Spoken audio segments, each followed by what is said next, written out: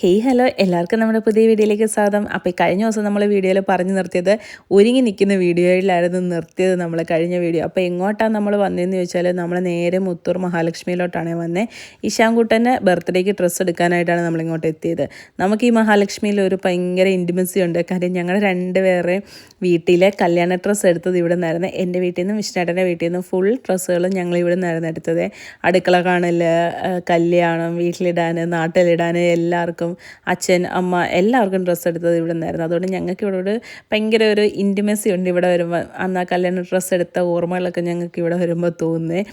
ഇശാൻകുട്ടൻ ഇവിടെ വന്നപ്പോഴത്തേക്ക് നല്ല രീതിയിൽ ഉറങ്ങിയിട്ടുണ്ടായിരുന്നു. ഈ എൻ്റെ വയറ് ചാടി നിൽക്കുന്നുണ്ടോ? പിന്നെ കഴിച്ചാൽ വയറ് ചാടും, അത് സ്വാഭാവികം.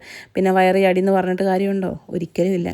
അപ്പോൾ എല്ലാവരും ഡയറ്റൊക്കെ ചെയ്ത് വണ്ണമൊക്കെ കുറയ്ക്കണം കേട്ടോ. എനിക്ക് ആഗ്രഹമുണ്ട്, പക്ഷേ എനിക്ക് മധുരവും പിന്നെ ബേക്കറിയും റെസ്റ്റോറൻറ്റിലെ ഫുഡൊക്കെ കാണുമ്പോഴത്തേക്ക് എൻ്റെ മനസ്സങ്ങ് മാറിപ്പോവും.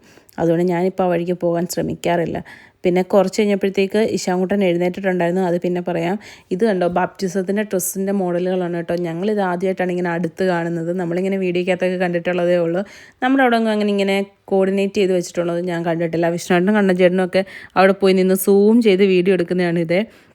അപ്പോഴത്തേക്ക് ഞാനും അമ്മയും കൂടെ അപ്പുറത്തെ സൈഡിൽ നിന്ന് ഇശാൻകുട്ടന് വേണ്ട ഷർട്ടും ബനിയനും പാൻറ്റും ഷോർട്ട്സും അവന് വേണ്ട ഡ്രസ്സുകളെല്ലാം എടുക്കുന്നുണ്ടായിരുന്നു. കാര്യം എന്താണെന്ന് വെച്ചാൽ അവൻ്റെ ഡ്രസ്സുകളെല്ലാം ചെറുതായി തുടങ്ങിയിട്ടുണ്ട്. അപ്പം നമ്മളിങ്ങനെ ബർത്ത്ഡേക്ക് പോകുമ്പോഴത്തേക്ക് അവന് കുറച്ചേറെ ഡ്രസ്സൊക്കെ അങ്ങ് എടുക്കും.